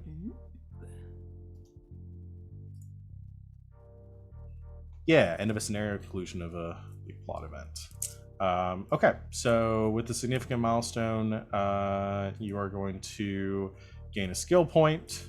You get everything you did from the minor milestone. All of these are in the chat or in the assets tray. In addition to the minor milestones, you also get a skill point, which you use to buy a new skill or increase an existing one by 1 rank. Bear in mind, the way the ladder works is you can't have more skills on a higher tier than you have on the prior one. So Gotta be a pyramid. it's gotta be a pyramid, That's how or I at least a think of it. line. Yeah. You just can't be taller than the last. You could have 2 in every one. You just can't have like 2 at +1 and 3 at +2. So very likely what you'll be doing is buying a new one with this one, I think, based on how all of yours would be set up at this point. Yeah, so you can do that. And also, if you have any severe consequences, I don't think anybody has, you can rename them, begin the recovery process.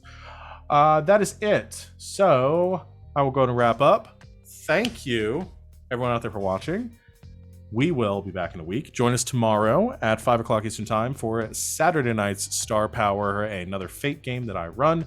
It's set in a JoJo's Bizarre Adventure inspired universe. So coming out with that, it's going to be a blast. Getting into lots of trouble, as it were.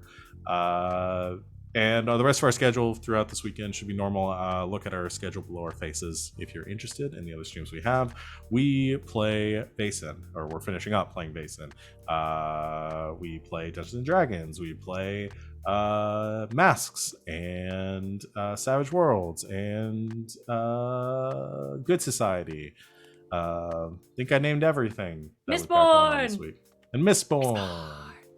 It's always hard for me to remember the names of the systems and not just say the names of the games we're playing those systems. That's it. Thank you to my lovely players for being awesome as always. And thank you everyone in the chat for engaging and being here. We will see everyone in a week. And until next time, good game and good night, Internet.